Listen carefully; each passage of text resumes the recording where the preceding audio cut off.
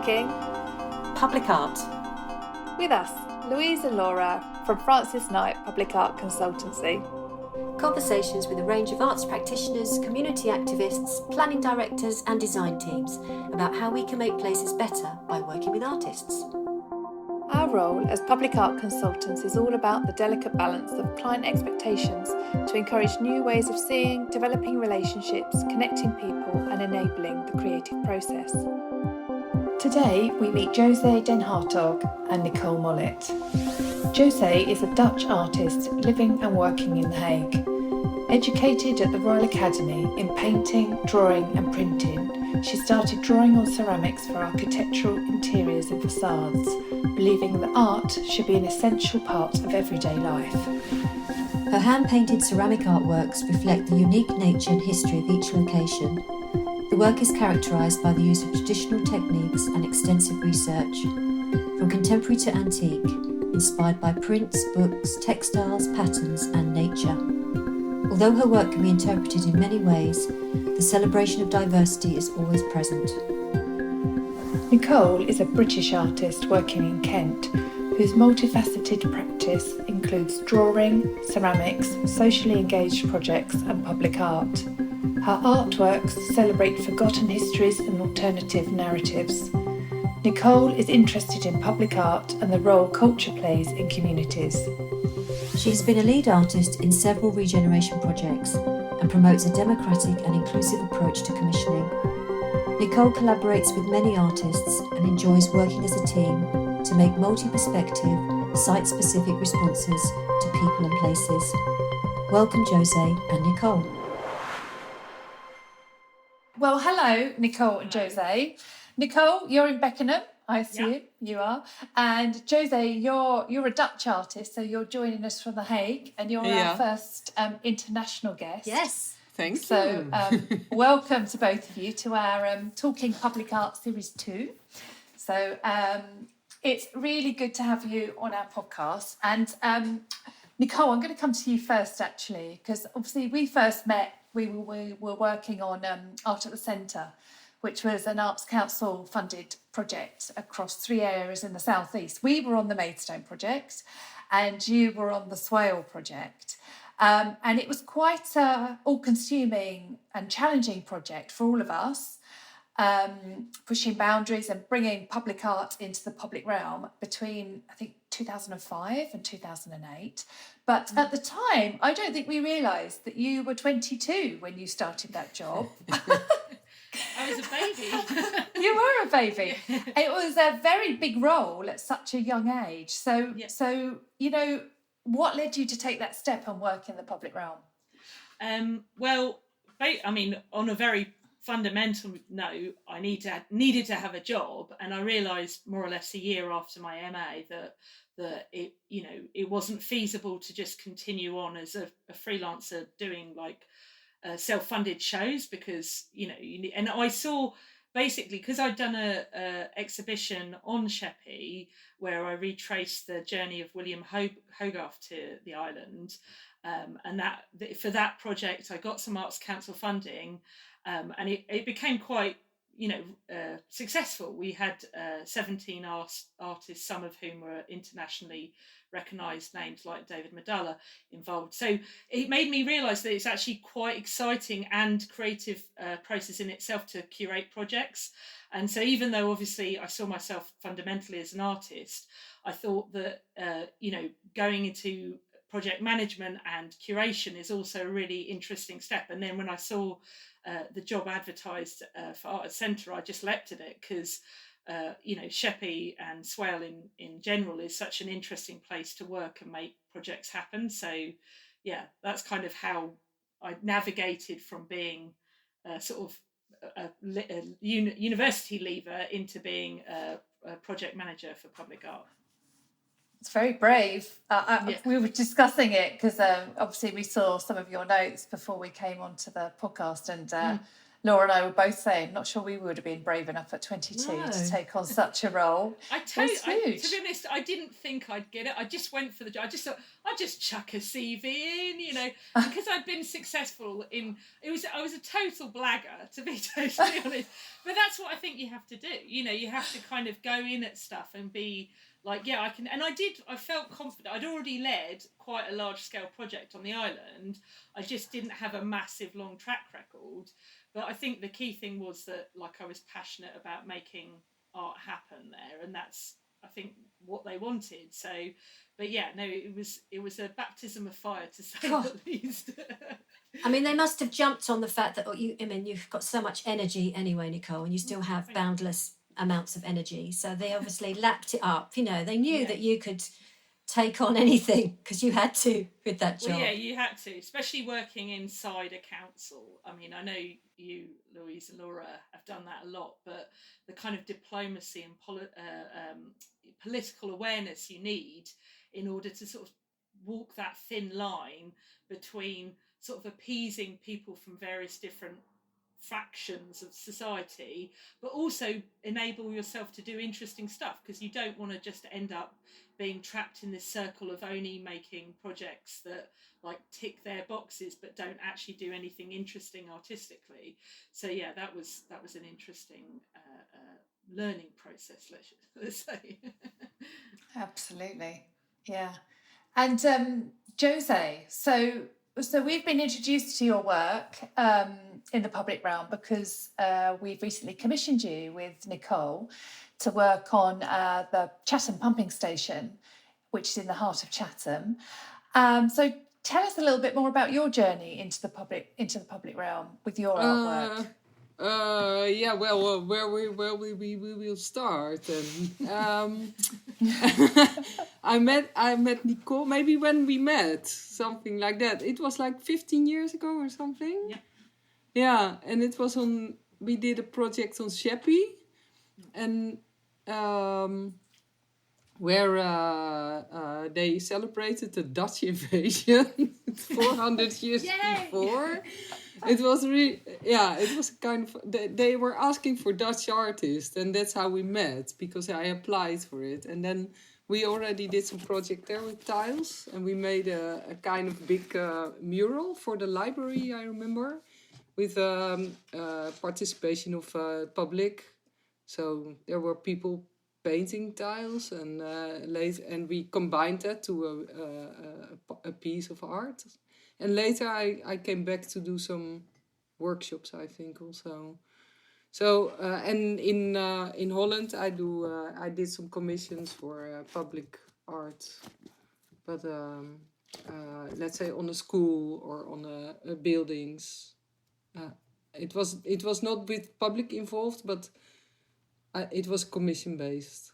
But how did you talk a little bit about your practice though, José? Because obviously you work in ceramics, you create handmade tiles and you hand paint on those. So, you know, what was your career pathway to get into where you are? Well, after I on art school I did painting, drawing, and printing. But after art school I got a little bit like I wanted to do a lot of different techniques, and in the end I really like to do something what was more or less useful. How you say it? Practical, not really art, but more something what you can use in daily life. And this was really I like that better, because I think art should be a really literally a part of daily life. It should be always there, you know, not like something what you visit in some special space. Of course, also museum or gallery or stuff, but not only. It should be also always there, like a normal thing. It's quite interesting with ceramics, isn't it? Because you do kind of think of that as quite a domestic material, I suppose. Yeah. You know, more and more artists are using ceramics in the public realm, and you're using some great examples. I really now. liked the unpretentiousness from it, from the material, and also the history, and that it is a kind of universal thing. It's everywhere used and already for a very long time. And well, isn't it one of the most ancient forms of public art? Because if you think about it, like Roman tiles and mosaics, etc. These are things that people are digging up out of the ground. And it lasts. It just and lasts. It lasts. Yeah, and that's that's what I want. So out of interest, lasting art. Out of interest, Nicole, what did you study at university? So I studied BA Fine Art at Middlesex, and then I went on straight and did a MFA at Sculpture at UCL at the Slade. So I was always very sculptural, and most of my BA I was quite ambitious with the scale of my things, but I've actually sort of, since leaving, I've moved more into like 2D imagery, but there is always that desire to kind of scale it up and make it big, not just, and I've very much not been about just exhibiting in galleries. So, but yeah.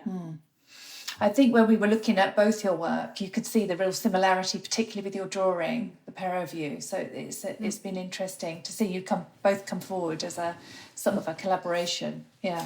So you kind of touched on how you both met, which was basically Art at the Centre. Kind of everything happened with Art at the Centre for everybody moving forwards. So it's really important then to talk about that collaboration, because obviously Louise and we collaborate, we run a business, I know what she's doing, she knows what I'm doing, she has strengths, I have strengths, I have weaknesses, she has weaknesses. It's the way we work together, it's really important. And you get to know that about someone when you've worked with them for quite a while.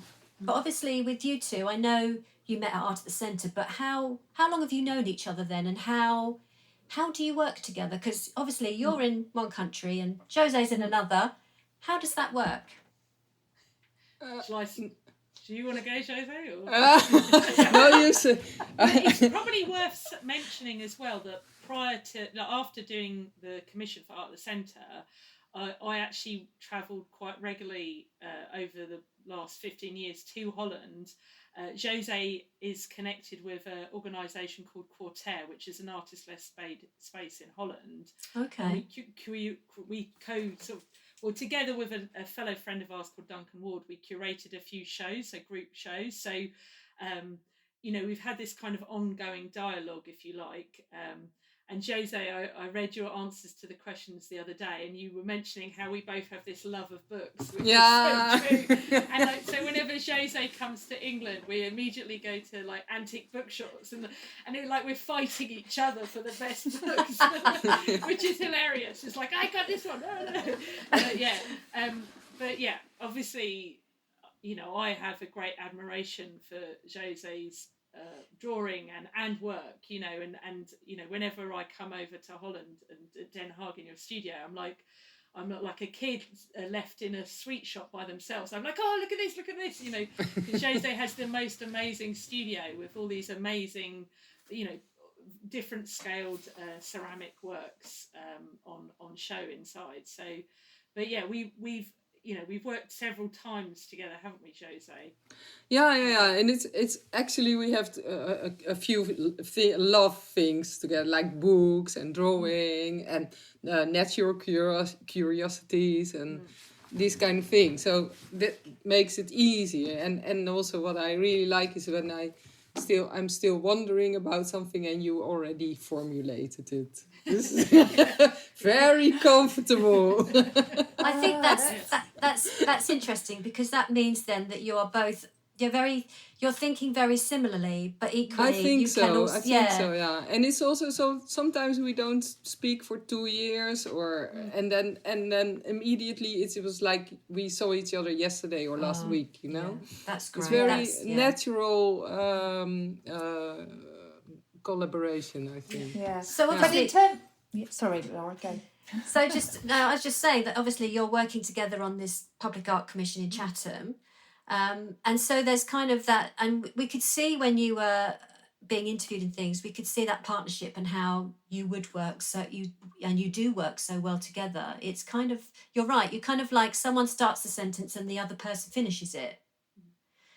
And that's really that's quite rare as well for people to do that, to find the right artist to find the right person to run a business with. It's like anything, it sometimes takes a while for that to gel, but it seems to me that there's a genuine friendship there as well that continues. As José says, you don't speak to each other for a couple of years, but you can both you're both in the same room or on a phone or something, and you just work. It just clicks. Yeah, of course, it's quite easier now with the Instagram, and you can follow each other anyway. But in the first years, I think there were really big periods that we didn't speak. I think, and then immediately it was again good. You didn't have to explain anything, and we just went on where we stopped. Yeah, that is very rare. But I think what's interesting with your actual practice as well, because I would say, Nicole, you've probably ventured more into social engaged practice. You draw hugely, and Nicole and José, you're creating your tiles and your drawing. So when you come together in delivering a project, that's quite interesting as well. So not only are you creating the artwork together, but you are collaborating with the public as well in different ways, aren't you? Could you talk a little bit about that maybe, Nicole? Yeah. I mean, basically, obviously, as and from when I did the Kent Batten project back in 2010 to 2012, I realised the importance of, like involving people, making stuff participatory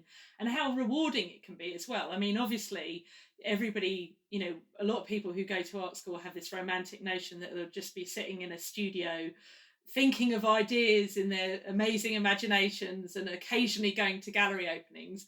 But, in the real life, public art involves the public. It is generally, or I believe should be generally, made for an audience, of some kind.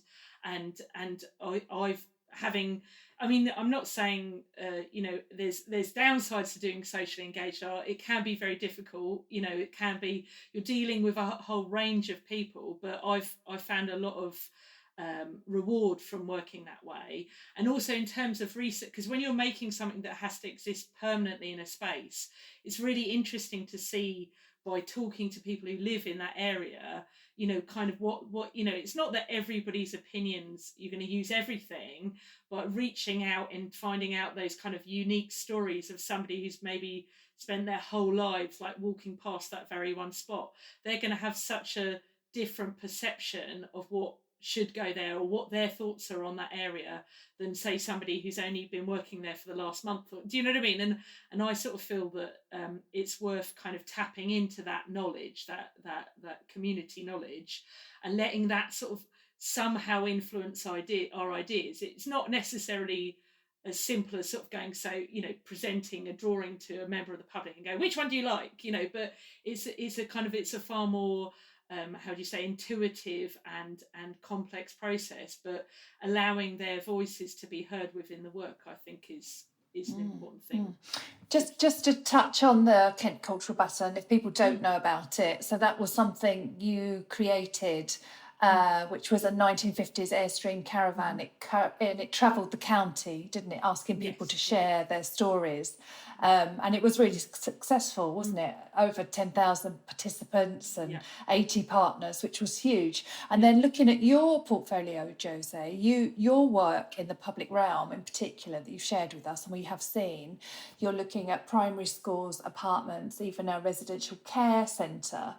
But you talk, in terms of your collaboration, that's been with architects. Would that be right?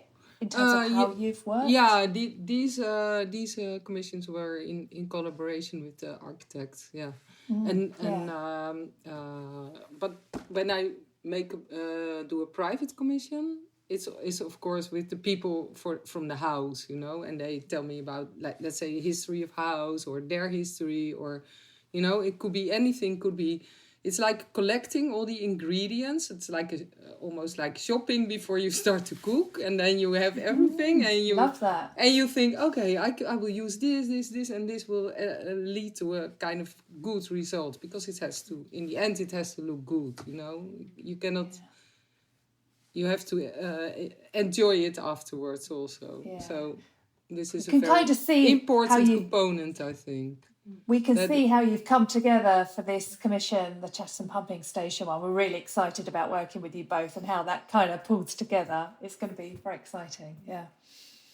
So you kind of we've touched a bit on projects and when things go well, and it's great. But sometimes they don't. And I know we could probably do a whole podcast on that, but we're not going to. But just, I mean, reading both of your reactions to that question, we kind of understood what you were going to say, actually. And it is bugbears and things. And it's just kind of, how do we get round those things, really, isn't it? It's how we work our way through those problems. Because people do have, as you say, Louise, Nicole, you've been talking about how you like to work with public and community and, and get their voices. But equally, things do go wrong. And sometimes, sometimes maybe our clients don't get it quite right. That might happen. So could we just touch lightly on some of those problems that you find quite irritating? Any one of you will start it off. José, go on. I can tell you an example of some kind of private people what ask me for a mural in their house, and then normally they come to my studio first. We talk about color, we talk about shape, and then about theme, of course, what kind of direction it has to go. And I do a sketch or two, or sometimes I visit the home first to see where the light is coming from, or how the environment looks like, or what's else there in the house. And then I propose something, and then the client can say, okay, nice, go. In the ideal situation, but sometimes they are not. They are like, oh, can you change this? Can you change that? And I had some people, and this was really like the nose of Michael Jackson. It was never good. It had to change always. It was and then in the end, when you have to change too much, you lose the flow. You lose the good vibe. You lose the feeling. And you don't, and then it's better to say, just to end it, because if you're working on it with a bad feeling, then it will never turn out something good. It's quite interesting how you let's say generally it's like this: the client has to trust you that it will be good, and with this trust you can do everything, I think. Actually, to follow that up, because I've just thought of another example that I didn't mention in my answers, but this exactly that sometimes the problem with the commissioning process is that commissioners want to kind of control the outcome too much. Yeah. And they don't actually really acknowledge the fact that an artist is an expert in the same way a doctor is an expert, or a scientist or an engineer. And you'd never go up to an engineer and go, are you sure you want to do that brace on that bridge just like that? Are you sure? I know you've studied and done a PhD, but we're not quite sure we like the shape you've made it. You'd go, no, of course, he knows. Whereas with art, everybody has their own opinion, which is great. But then at the same time, you get situations where people kind of want to be the artist before the artist, and then they give the artist so little room to be creative that you're not actually letting the artist do their job. And I can sort of give a little bit of an example of my own in this respect. In a recent commission I did, where I was asked to depict the faces of 6 famous women, and the person commissioning me wanted to put all the faces together in one very small space, and I was like, I don't think that's going to work. It's going to look, it might work, but they might look really squished and awkward. And also all of these individuals had entirely separate lives. None of them were connected. To sort of push them all together. And then just through a fortuitous as luck would have it, the location for the commission changed. So then we had to separate the faces out. And I was so relieved, because it was like I could individually depict them in their own frame, as it were, as individuals, and give them their own background. And it just made it, but it was an example of where the person who was really passionate, had good intentions for the project, felt that they knew what was best artistically, and weren't and wanted to try and make that happen. But then luckily I didn't get forced into that situation. But I think that's you've both said, like José said, I go into the house, I look at the light, I look at the environment, I talk to the client. The same with Nicole. I've done these women, these portraits. I know about their individual lives. You don't put them together. It's right. You are a professional artist. You look at when you have a commission, you're taking on every aspect of it, and you consider every aspect of it. And it's really important that your end result has all those considerations within it. And so, whoever you are commissioned by needs to understand that process. And I think that's sometimes where there are problems. They don't quite understand the process of an artist. And it's really important for us to keep talking about the process of what that does, which probably will lead on to Louisa's question. And trust. I thought that what you said there, José, and what both of you did, is trust in the artist, and that they are the experts in this case. So in terms of what we do, because we're public art consultants and we're part of these public realm dilemmas as well, I would say, how can we improve projects that you're involved with our role? How do you see it that we help improve? Hopefully help improve, I think you work more like a translator between two people who speak a different language, so which we do you have understand how we work. and you translate it to the people who are only interested in result and the biggest money for the lowest impact, and while artist works completely the other way around. I think when I counting, I have less than minimum wage when I work, because I want it to be good. This is the most important thing. Well, the rest of the society is based on making as much as possible profit. And these some people who are in this kind of modus, of the profit modus, they cannot understand that you do something and you don't mind if you survive and it looks good, Sorry, I'm not completely. No, we totally understand what you're saying. It's it's a different point of view of the way you live your life and the way you exactly. operate. And as an artist, you're right. And there's room for both of those situations as well. And it's kind of working together in those situations, isn't it? Yeah. And what about you, Nicole? Your role, I was going to say, one of the things you sort of said, but it's also bringing together so many different partnerships, because obviously, especially in the commission we're working on, it's a massive development site. It's not just one architect and one builder. There's landscape architects, there's politicians, there's community representatives, and it's like you're the manager of a football team, a very unruly football team, and everybody's going off, and you're trying to make the football team bring the ball together and shoot it in the goal. And that's kind of, I see your role. I can't think of a football manager because I'm not into football, but that's kind of the task you have, and it's often a very hidden task. That's sometimes the problem with the whole process of commissioning public art, is the people who really make it happen are often invisible behind the scenes, but utterly vital, because without them, obviously us artists would be doing nothing. Just be and studios also, at home. And also us as public art consultants, we're nothing without our artists. That we are, when it comes together, we're a real team, because we have to all be pushing in the same direction. Yes, José. And also maybe because there's a lot of research about the function of art, let's say. Mm-hmm. There's a lot of research about how art has a good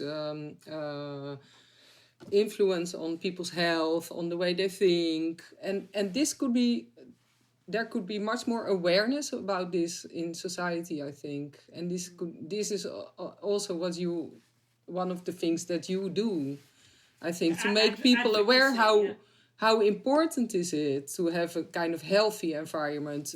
So what's it like in The Hague then? Is it where you are? Is there more of that where you are or not? Yeah, there's a lot of art in the public space here. Yeah. Yeah. And it's received very well? I don't know. You never know how bad it got when you didn't have it. You know? Different to say, difficult. Yeah. Do you think? But I think it's a good thing. You know, when you go somewhere abroad and you see only kind of big statues of famous men, and that's it. You know. Yeah, it's different. Yeah, you only notice it when you don't see it anymore. Do you think there's strength? So when projects are maybe going a little bit awry, and you're working together, do you think there's the strength because you're together and you can support each other? Do you think that's the strength? Definitely, because having somebody to talk about it and being in the same boat together. Yeah. Most utterly, because it can be quite a lonely place, especially on a long-term project. And it's an emotional journey. You know, you get awarded something and you have this immediate initial like woohoo, and then suddenly the reality hits. Oh my God, I've got to make it happen. You know, and you go. There's a whole emotional journey you go on when you make a piece of art, especially if it's a permanent piece. So being able to share those feelings with somebody is really helpful. Yeah. So, okay, if I said to you then, right, José, Nicole, I've got this amount of money, I've got loads of money, right? Yay! What kind of project would you like to do? What's the opportunity that you'd like to do? You can either do it together or individually. Well, we have been talking about a fountain before. Oh, yes. Yes. Yeah. And I really would like to do something like this and preferably something in a park, where nature and art come together. That would be, that's like kind of dream.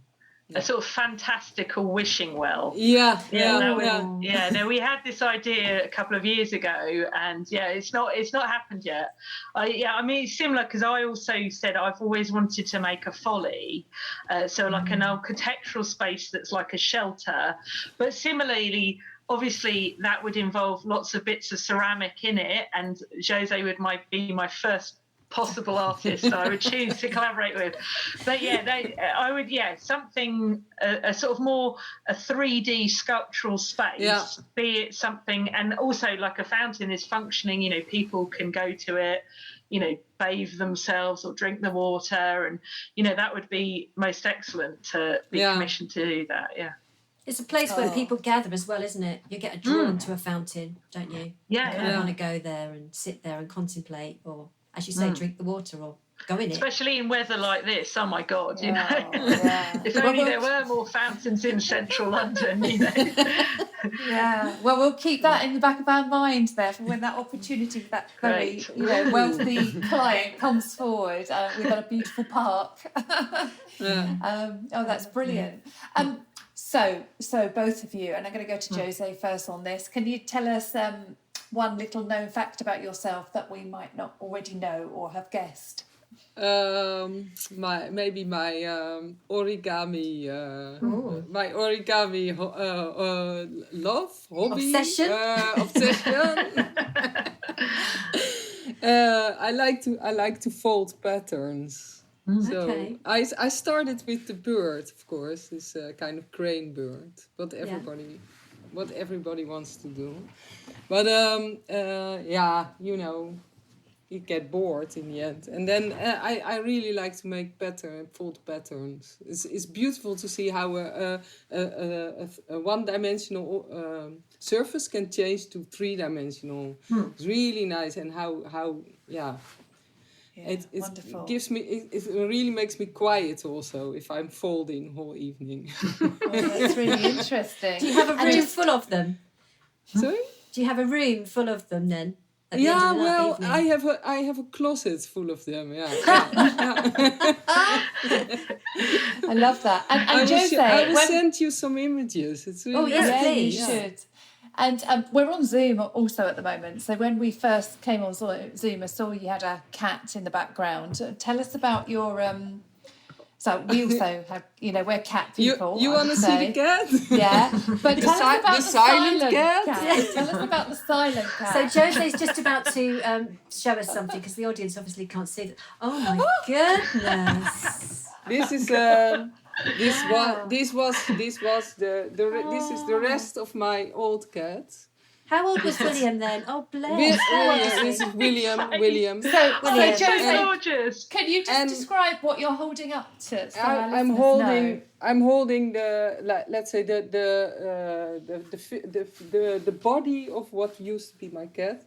Taxidermy for those Yeah. who want the technical term. Thank you, Nicole.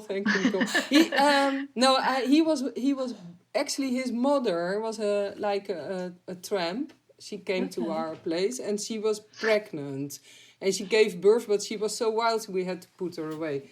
But and this was one of the kittens and he stayed with us for 18 years, and in the end he was really completely dement. They get dementia. Yeah, and he was, but he was his whole life he was with me, and then he died, and I couldn't imagine how it would be if I couldn't touch him anymore. If I couldn't see him anymore. But look from the back. He looks just really nice, like he does sleeping. look. It looks like he's just sleeping. Yeah. So you said that still adults have are not him. quite happy about it, but children seem to like it. Yeah, children. There's the daughter of a friend, and she says, "Oh, can I play with the silent cat?" love silent cat. And she was 6 years old, and she had it around her neck like this. So I love that. And what do your other cats the think other about ones it? are still alive. Yeah. What do they think about it? Here Sorry. we have another one. This one is still. And there's a live cat. There's a live cat. And there's a foxy. But the other ones don't. They get upset when. That's why Willem is always sleeping up. Up high. Because and dogs also attack it, but they want to play and they don't understand why he don't react. It's a little bit sad, you know. You can imagine if you want to play with somebody and he's not moving. Of course. And what about you, Nicole? Tell us something about you. My secret closet-esque behaviours involve. Okay, so this is you'll probably think, oh my god, this is so sad. I actually really like going to old churches. If I'm driving, but so. Maybe it's spiritual, I don't know. Obviously, I was brought up in a Roman Catholic family, but subsequently, I'm not a regular churchgoer per se. But I'm particularly fascinated by, those churches that have the kind of grotesques and gargoyles around the outside, and especially when they have pagan symbols. I just absolutely love that, the kind of the mysteriousness of them. But even because if you Kent is full of these tiny, tiny little churches. If you go around Romney Marsh, there's loads of them, but North Kent everywhere. And recently on Sheppey, actually, I found one in Eastchurch that I didn't, and I've been going to Sheppey for years, and I didn't realise it had the grotesques on it, and they're brilliant. They're the most anguished. They're hilarious because these faces are so honest and human, and they were carved by an anonymous artist, 500, 600 years ago, and yet they're still expressing this emotion that we can all connect with. And so basically I'm on this sort of mission to photograph as many as possible. And my partner knows, whenever we go, I'm like, look, there's a church, you've got to start. He's like, oh God, here we go. And, I'll only be 10 minutes, honestly. And I just, and it's just this thing, it's a habit that I've brought up since childhood. In my favourite place is Hartog on the Isle of Sheppey, which is just a magical place. And basically it's not the only thing I do in my spare time, but it is a thing that I have a habit of doing. So yeah. Yeah, that and the pair of you with your books, and when you get together, yeah. As you said in your answers to other women collect shoes and handbags, but José, you prefer books. And, I already promised Nicole can have my library when I go to the other side. José. The deal goes both ways, my dear. So you heard that, everybody, on the podcast. That's what's going to happen. Thank you very much. Oh, that's brilliant. Oh, thank you both for joining us today. And it's just great to chat to you. And, you know, before we kind of fully get into the commission at Chatham, you know, we both admire your work. So we're really looking forward to that coming forward and actually getting on the ground and getting it, you know, created and installed. So thank you very much. Thank you very much.